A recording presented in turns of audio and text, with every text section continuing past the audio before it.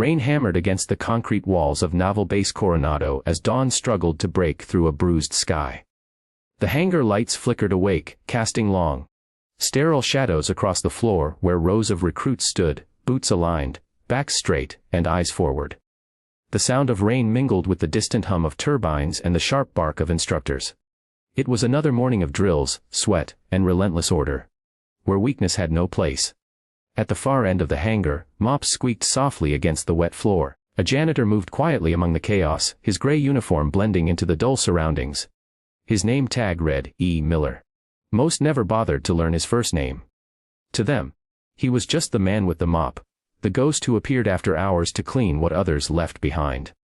But that morning, fate decided to cross paths between the unseen and the untouchable. A convoy of black SUVs pulled into the hangar, tires slicing through puddles. The recruits stiffened instinctively as the doors opened. Out stepped Admiral Nathan Cole, the decorated SEAL commander whose name carried weight like a storm. Broad-shouldered, eyes like steel, his presence commanded silence. He'd led men through impossible missions, rescues in deserts, strikes in jungles, and shadows of wars the public would never know. Today, he was here for an inspection and a speech meant to inspire the next generation of warriors. As the Admiral strode across the hangar, flanked by officers, his gaze caught the janitor in the corner, wringing out his mop. Something about the man's posture, straight despite the fatigue, movements deliberate but precise, made Cole pause. He smirked faintly. "Hey, you there," the Admiral called out. The recruits' heads turned. The janitor froze for a moment, then looked up. His eyes were calm, unreadable. "Yes, sir." The Admiral's tone carried a teasing edge. "You've got the stance of someone who's done more than clean floors. What's your call sign, son?" "Mop man." A ripple of laughter spread among the recruits. The janitor didn't flinch. His gaze held steady, quiet but firm. "Lone Eagle, sir." The hangar fell silent. The rain seemed to stop. Admiral Cole's smile faded. For a split second, something flickered in his eyes, shock, disbelief, maybe even fear. "Repeat that," Cole said, voice lower now. "Lone Eagle." The janitor repeated. "Sir." Cole's hand tightened behind his back. That call sign was not a joke. It was legend, spoken in the hushed corners of briefing rooms, written in classified reports. Lone Eagle was the name of a sniper who'd gone rogue to save his team in Helmand Province 6 years ago. A ghost who'd been declared KIA after disobeying a direct order to retreat, staying behind to cover a medevac under heavy fire. His last transmission had cut off mid-sentence. Cole stepped closer. "What did you just say your name was?" "Ethan Miller." The Admiral stared at him. "Ethan Miller is dead." The janitor's eyes lowered to the bucket at his feet. "So I've been told, sir." For a long moment, neither man moved. The recruits stood frozen, sensing that something monumental had shifted in the air. Then the Admiral's voice dropped, low and measured. "Everyone out. Now." A boots pounded the floor as the recruits filed out, whispering nervously. The hangar emptied until only the two men remained. Rain drummed against the roof like a heartbeat. Cole took a slow step forward. "If this is some kind of joke." "It's not." Ethan's voice was calm, but there was a tremor beneath the surface. "I don't want trouble, Admiral. I just clean. That's all." Cole's eyes narrowed. "You expect me to believe that a man like you, a Navy sniper with 30 confirmed saves, one of the most gifted shooters this branch has ever seen, is pushing a mop?"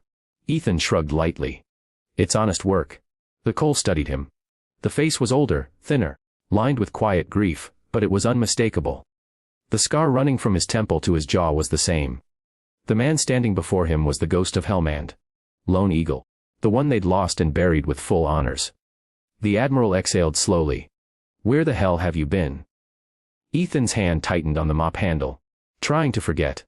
Lightning flashed outside, throwing their shadows across the wall. The silence that followed carried more weight than words could hold. Cole finally spoke again, softer this time. "You saved 6 men that day, including my brother. You could have been a hero." Ethan's eyes lifted, filled with a pain that had long ago burned too deep to show. "Heroes don't leave their teams behind, sir." "I did." Cole said nothing. He didn't have to. The story was etched in Ethan's eyes. The guilt, the loss, the ghosts that never stopped following him. Then, from across the hangar, a small voice broke the heavy air. Dad, a boy, maybe 10, stood in the doorway holding a lunch bag. He looked between the two men, confused. Ethan's hardened face softened instantly. "Hey, buddy," he said quietly. Cole's expression shifted as realization dawned. A single dad, a janitor, a man once trained to kill now living to protect the only thing left that mattered. Ethan crouched beside his son, brushing a strand of wet hair from his forehead. "You're early," he murmured. "I wanted to see you," the boy said. "Teacher said you work where heroes train." Ethan smiled faintly, though his eyes glistened. "Something like that." Cole watched in silence. The weight of his own uniform suddenly heavy. The war hero before him had traded battlefields for broom closets. And somehow, Cole felt he was the braver man for it. When Ethan stood again, their eyes met once more. "Please, Admiral," he said quietly. "Just let me keep cleaning." Cole hesitated, torn between duty and something deeper. Respect. "This isn't over, Miller," he said finally. "Not by a long shot." Ethan gave a small nod. "It never is, sir." Outside, the rain began to ease. But the storm that had started between them was just beginning to brew. The next morning, sunlight crept timidly through the cracked glass of the maintenance room window.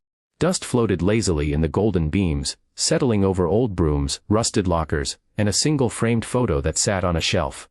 Ethan and a woman with kind eyes, holding a newborn. The glass was chipped, the colors faded, but he still cleaned it every day. Ethan slipped his work boots on quietly, careful not to wake his son, Noah, who was curled up on the cot beside him. The boy clutched a stuffed eagle, its wings threadbare from years of love. Ethan paused for a moment, watching him breathe. Peaceful. Unaware of the world that had once taken everything from his father, he turned back to his mop and bucket, the tools that had become his camouflage in a world that no longer recognized him.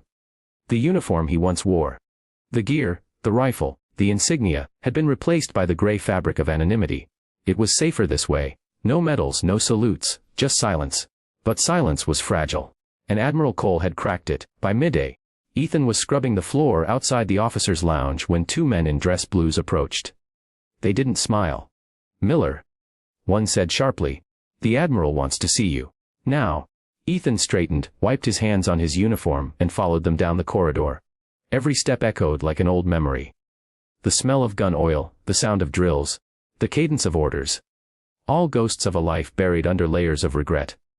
When he entered the Admiral's office, Cole was standing by the window, staring out at the bay where SEAL trainees ran drills on the wet sand. The room was lined with photographs, missions, medals, brothers, in arms lost and remembered. Cole didn't turn. Close the door. Ethan did. For a moment there was only the soft ticking of a clock. Then Cole spoke, his voice low but edged. "You vanished 6 years ago. No body, no word. We held a funeral, Miller. You had people who grieved for you." "Why?" Ethan took a breath. "Because staying alive wasn't the same as coming home." Cole turned, his jaw set. "You disobeyed orders, stayed behind, and took out an entire insurgent flank single-handedly to get your team out. You saved their lives. And then disappeared into the dirt. You don't just walk away from that." "I didn't walk away," Ethan said softly. "I crawled." Cole studied him. "You had shrapnel in your leg, half your blood gone, and still made it across 15 miles of desert. Then what? Why hide?" Ethan's eyes fell to the floor. "My wife was dying, sir. Cancer. By the time they cleared me for travel, she was gone. The service sent a condolence letter to an empty house. I came back with nothing, not a home, not a team, not a purpose. Just a son who barely knew me." Cole's expression softened, but only slightly. "You could have come back to us. We take care of our own." Ethan looked up. "You don't take care of ghosts, Admiral." The silence between them stretched. Cole finally sighed, sitting down at his desk. "You know I can't just pretend this never happened. You were a Navy SEAL, Miller. You don't just disappear and mop floors at my base without raising a dozen red flags." "I'm not asking you to pretend," Ethan replied. "I'm asking you to let me keep living the way I've managed to." Cole leaned back, eyes narrowing. "You think hiding from the past is living?" Ethan didn't answer. He didn't have to. The pain written across his face spoke louder than words. Finally, Cole stood and walked toward him. "There's something happening, Miller. Something ugly. One of our recon teams went dark 2 weeks ago in Syria. Classified mission. The only sniper with their level of expertise we could call in, well, he's cleaning my hangar floors." Ethan's head snapped up. "Don't, sir. I'm done with that life." Cole's voice dropped to a near whisper. "One of the men missing is my brother." The words hit like a blow. Ethan's breath caught. The memory of that name. Lieutenant Mark Cole. flashed in his mind. The man he had dragged bleeding through the sand years ago. The man who had barely survived because of him. Ethan's hands tightened at his sides. "I'm sorry, but I can't go back." Cole studied him, then stepped closer, his voice edged with restrained anger. "You owe me nothing, Miller. But you owe him. He's alive out there, or was, when the last transmission came in. You taught him how to survive. You think he wouldn't have done the same for you?" Ethan turned away, staring out the window. The sun glared off the water, blinding, merciless. "I'm not the man I was," he murmured. Cole's reply was quiet but sharp. "Then find him again." When Ethan left the office, the weight of his past followed like a shadow he could no longer outrun. That night, back in the maintenance room, Noah sat on the cot reading from a weathered book about eagles. "Dad," he said, not looking up, "if you could fly anywhere, where would you go?" Ethan paused mid-motion, his hand resting on a bucket handle. "Somewhere safe," he said softly. "For both of us?" the boy asked. Ethan smiled faintly. "Always." But even as he said it, the memory of Cole's words echoed in his mind. "He's alive out there." Ethan lay awake long after Noah had fallen asleep, listening to the rain begin again. Each drop was a whisper from the past, reminding him that some storms never end. They only wait for the right wind to rise again. And somewhere across the ocean, in a place he thought he'd left behind forever, a man who owed him his life was counting on him to break his silence. The next morning, the air at Coronado Base carried a quiet heaviness. A thick fog rolled in from the Pacific, curling around the training fields and hangars like ghosts refusing to leave. Ethan moved through it, pushing his mop in rhythmic strokes, lost in thought. Every muscle in his body wanted to forget the conversation with Admiral Cole, but his mind wouldn't let him. Every sound. A clattering rifle, a shouted command, the distant thud of helicopter rotors, pulled him backward in time. By noon, he'd almost convinced himself to ignore it. He told himself he was doing the right thing, staying out of it, keeping Noah safe. But when he entered the supply room to store his equipment, he found an envelope taped to the locker. No name, just a symbol, a small, hand-drawn eagle. Ethan froze. He tore it open and unfolded the single sheet of paper inside. It contained coordinates, a date, and a line written in sharp, military shorthand. "We know who you are. Meet us or we'll come to you." No signature. No insignia. Just the kind of threat that left no room for misinterpretation. That evening, he waited until Noah was asleep before leaving their small room. He walked across the base to the docks, where the waves slapped against the pier with a cold, rhythmic insistence. A figure waited there. Admiral Cole, his trench coat pulled tight against the wind. "I see you got the message," Cole said, not turning around. Ethan stepped beside him. "That wasn't from you." Cole shook his head. "No, but I was expecting something like it." Ethan frowned. "Expecting?" Cole exhaled. "Miller, when you disappeared, you didn't just vanish from the Navy's radar. You vanished from others as well. The kind of people who don't like loose ends. The team that went missing in Syria was tracking a rogue defense contractor. A ghost operation. It was supposed to be simple recon, but they walked into an ambush. Someone knew they were coming." Ethan's jaw tightened. "You think the same people who want me dead are behind this?" Cole nodded slowly. "You're a piece of history some very powerful people want buried. But your skills, your record, they also make you the only man I trust to find them." Ethan looked out at the dark sea, the cold wind biting at his skin. "And what if I say no?" Cole finally turned to face him. "Then they'll come for you anyway. And when they can't find you, they'll find your son." The words hit harder than a bullet. Ethan's pulse surged, but his face didn't show it. Years of training had taught him how to hide fear, but not how to ignore it. Cole's gaze softened slightly. "I didn't come here to threaten you, Miller. I came here to warn you. You can either run again or face it. But one way or another, the past is knocking." Ethan said nothing. The waves crashed harder against the rocks below, and the silence between them stretched like the dark horizon ahead. The next morning, Ethan didn't report for work. He left Noah in the care of a trusted neighbor on base, a kind widow named Mrs. Harlow, and packed a small duffel. Inside went a single photo of his wife and son, a pocketknife, a notebook, and an old patch from his CL uniform. The one with the faint outline of an eagle stitched in gold. He drove north before dawn, the road stretching empty and endless. He hadn't touched a weapon in years, but his hands still remembered. The weight, the balance, the responsibility. The ghost of Lone Eagle had been quiet for too long. When he reached the safe house hidden in the hills of San Bernardino, a place only a handful of men in the world knew existed, he expected silence. Instead, he found the door slightly ajar. Ethan slipped inside cautiously, hand on his knife. The air smelled of dust and oil. And something else. Blood. He moved through the dim hallway until he found the source at a man slumped against the wall, uniform torn, breath shallow. Ethan dropped beside him immediately. "Cooper," he whispered. The man opened one eye. Recognition flickered. "Ethan, thought you were dead." "So did I." Cooper coughed, a thin line of blood on his lip. "They're coming, brother." "You can't." He broke off in a fit of wheezing. Ethan steadied him, but Cooper grabbed his wrist weakly, eyes wide with desperation. "They know your name, Lone Eagle. They never stopped looking." Ethan's stomach turned. "Ooh." Cooper's hand fell limp. "Orion," he whispered. Then his eyes went still. The name struck Ethan like a strike to the gut. Orion wasn't a person, it was an organization.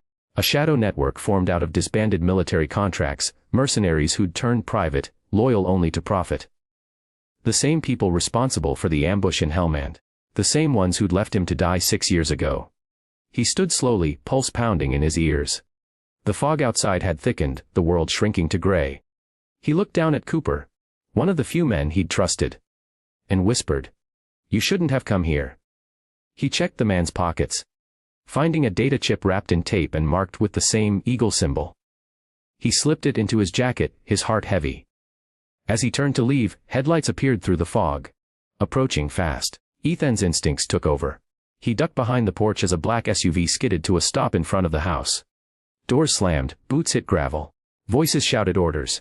He counted 6, heavily armed, moving like professionals, not amateurs, Orion's men. He slipped into the woods behind the cabin, moving low and silent. The old habits returned naturally. Every step measured, every sound anticipated. He could hear them inside the house now, shouting, overturning furniture. Then, an explosion of gunfire. They'd found Cooper. Ethan didn't look back. He reached the ridge just as dawn broke through the fog, streaking the valley in pale gold. He crouched behind a fallen log, breathing hard. His hands were trembling, not from fear, but from the return of something he'd buried long ago. He was no longer the janitor. No longer the ghost. Lone Eagle had taken flight again. The morning sun struggled to pierce the canopy of pines as Ethan moved deeper into the wilderness, his mind racing with the echo of that one name. Orion. Every step through the forest floor stirred up old ghosts, memories buried under layers of dust and regret. He knew now that his quiet life had been an illusion, fragile as glass.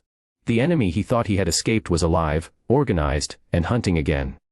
He found an abandoned ranger station a few miles from the safe house and slipped inside. The place smelled of damp wood and gasoline, but it offered cover. He dropped his duffel on a dusty table, pulling out Cooper's data chip.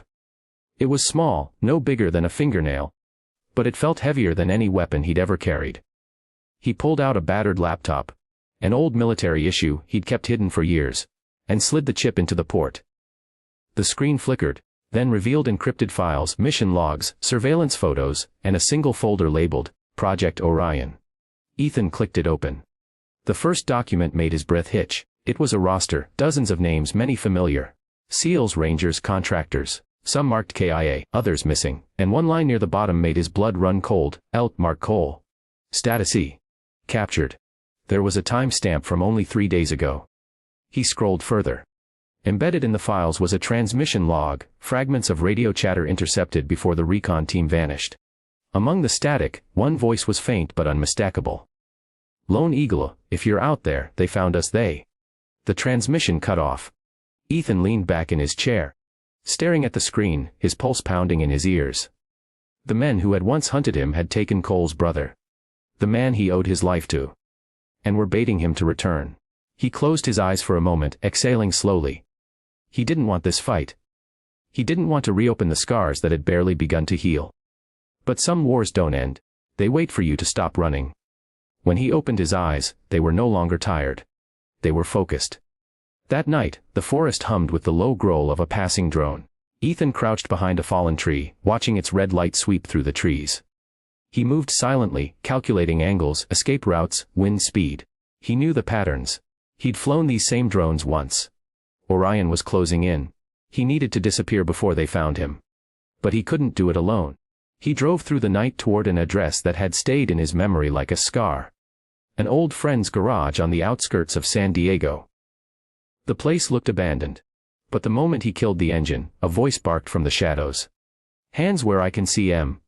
Ethan raised his hand slowly. "Easy, Travis." "It's me." A figure stepped out from behind a truck, rifle drawn. The man squinted, disbelief flashing in his eyes. "Holy hell. Ethan Miller. I went to your funeral." "Brother."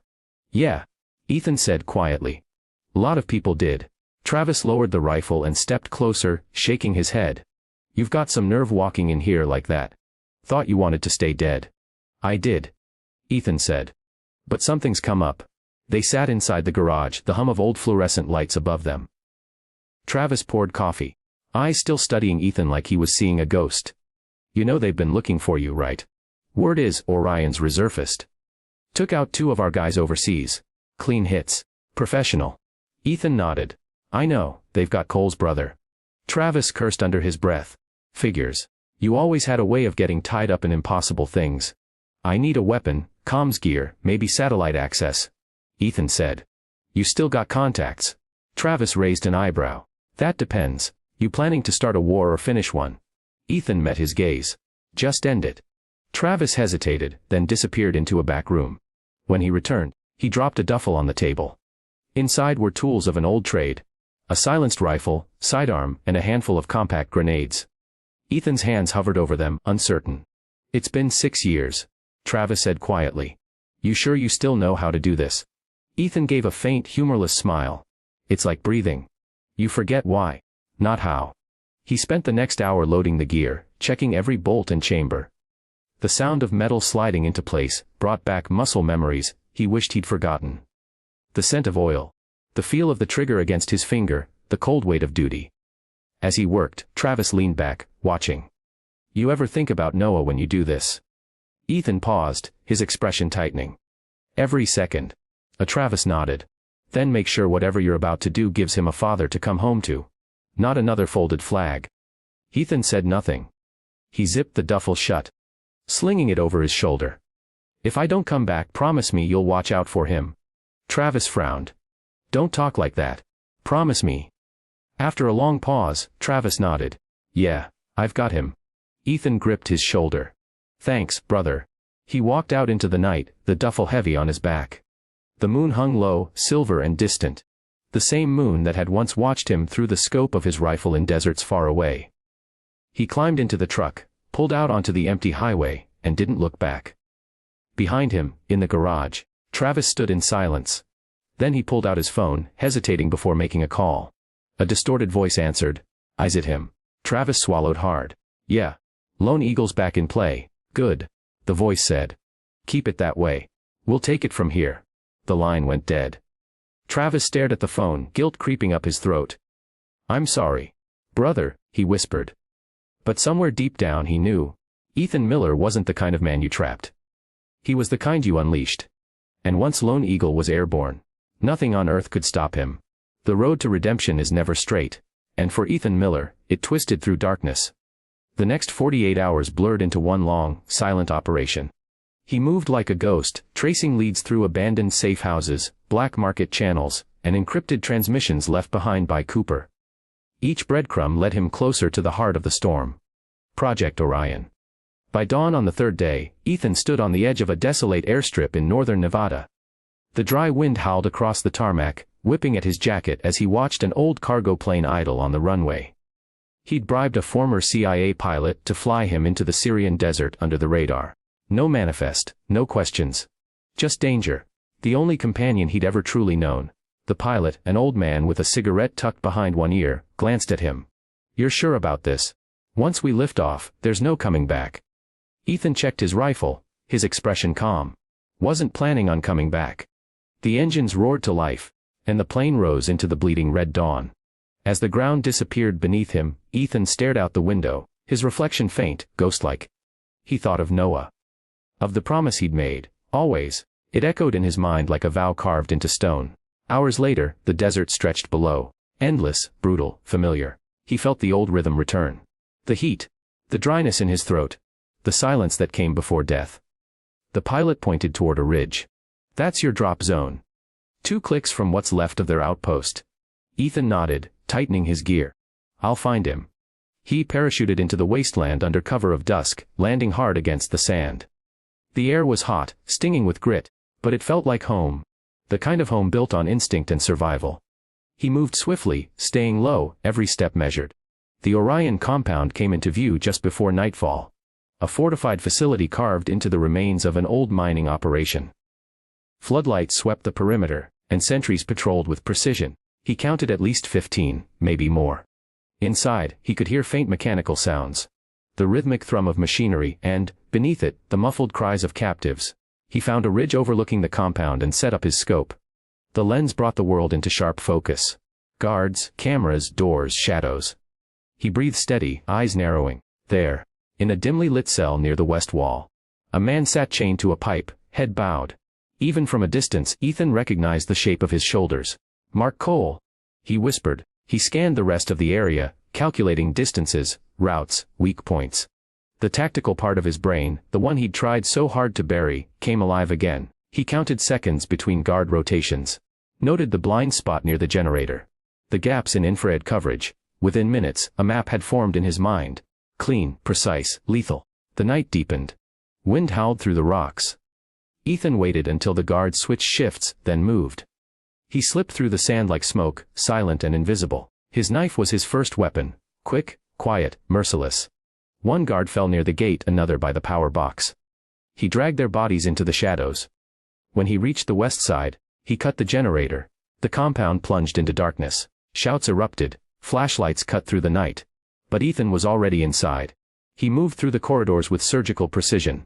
One step at a time, breathing slow, eyes sharp. Every corner was danger, every sound a threat. But his hands didn't tremble. This was what he was born for. What Lone Eagle existed to do. He reached the cell block and found Mark slumped against the wall. The man looked gaunt, bruised, barely conscious. Ethan crouched beside him, whispering, "Mark, it's me." Mark stirred weakly, blinking through the haze. "Yeah. I've got you." Mark managed a pained grin. "Told you, you couldn't stay dead." Ethan smiled faintly as he cut the restraints. "Guess I'm bad at following orders." Before Mark could reply, a voice boomed through the compound's PA system. "Welcome back, Lone Eagle. Took you long enough." Ethan froze. The sound was distorted but chillingly familiar. A man's voice. Calm, confident. Mocking. He looked up at the cameras lining the corridor. "Show yourself." The voice chuckled. "You killed a lot of my men that day in Hellmand. But I'm a patient man. I always finish what others start." Ethan's heart pounded as the realization hit. Commander Voss. A Voss. The name burned like acid. Once Ethan's superior officer. Later the man who'd betrayed their unit to private contractors. The one responsible for the ambush that had cost so many lives. "Still cleaning floors, I hear." Voss sneered over the speakers. "You could have been a legend. Instead, you chose to hide behind a mop." Ethan's voice was low, deadly calm. "You shouldn't have come after my family." "Oh, I didn't," Voss replied smoothly. "But my people in San Diego. They might have." Ethan's blood ran cold. He turned to Mark, gripping his arm. "We're leaving. Now." They moved fast through the corridors, alarms blaring, gunfire echoing. Ethan returned fire with precision, dropping targets before they could get close. But they kept coming, more than he'd expected. At the exit, a blast threw him off his feet. The world went white, then black. His ears rang, his vision spun. When it cleared, Mark was gone, dragged away by 2 soldiers into the smoke. Ethan struggled to rise, his leg bleeding, his weapon lost in the sand. Through the haze, a voice came again, taunting. "You should have stayed dead, Eagle, you had peace. Now you'll have pain." Then silence. The compound began to burn, flames licking up the walls, the night sky glowing red. Ethan crawled toward the ridge, every movement a battle against pain and fury. He collapsed behind a rock, clutching the eagle patch sewn into his jacket. His breaths came shallow, broken, but his eyes, they burned with the same fire that had once made him unstoppable. Voss had his friend. Orion had his location. And Noah, he looked toward the dark horizon, fists clenched. "You touch him," he whispered. "I'll bring the war to your doorstep."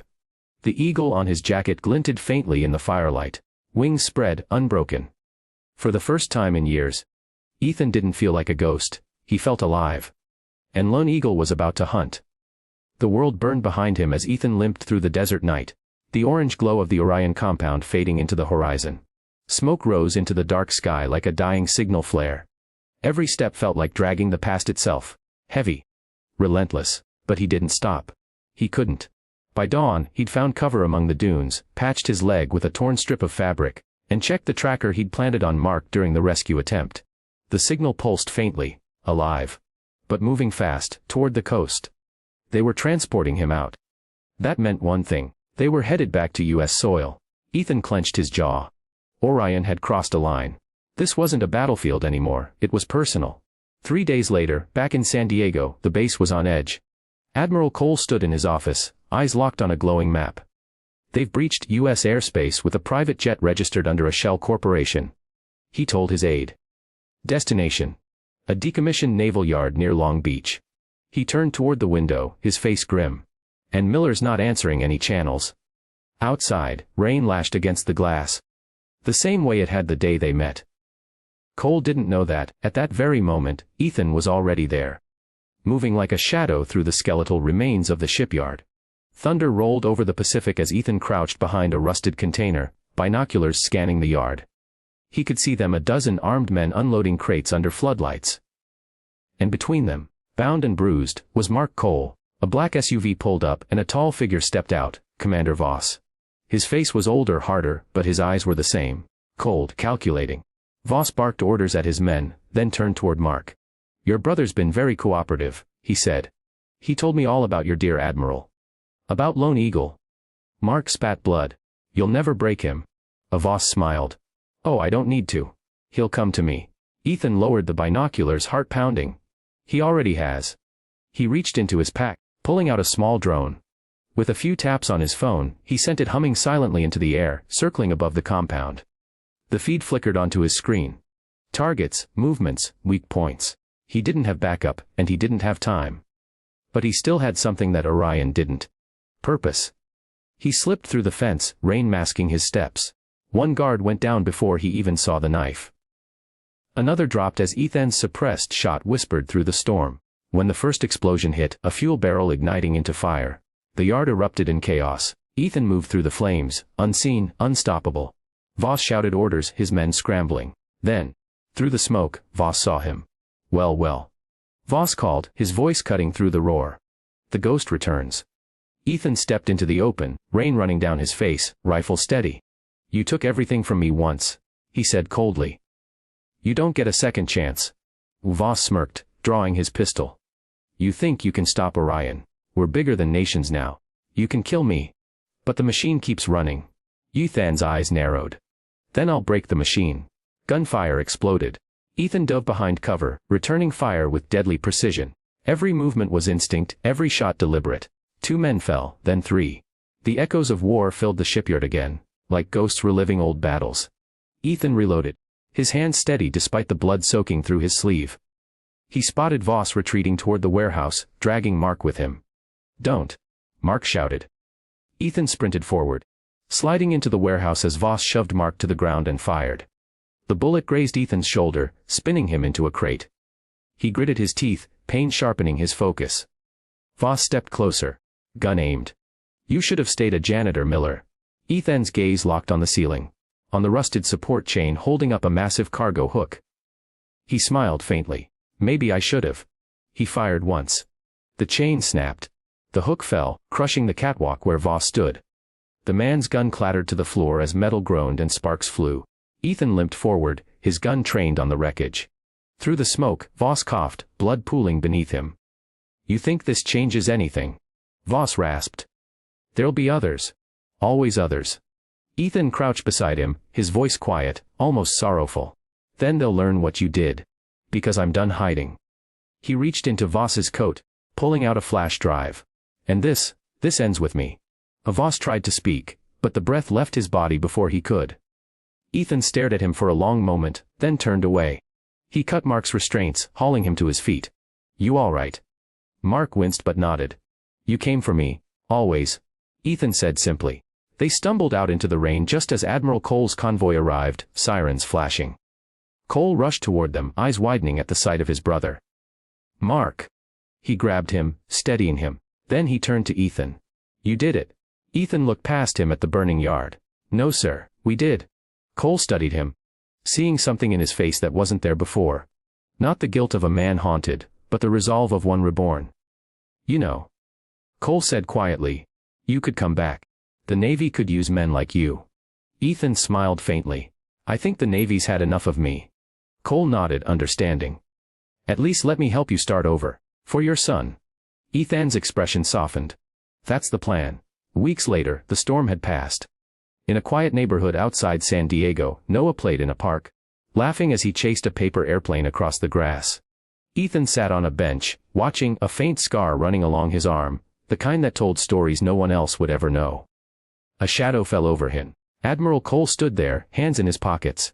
He looks happy, Cole said. Ethan smiled. He is. Cole handed him a small envelope. From the Department of Defense. Officially, Ethan Miller died 6 years ago in Helmand Province. Unofficially, he saved a lot of lives since then.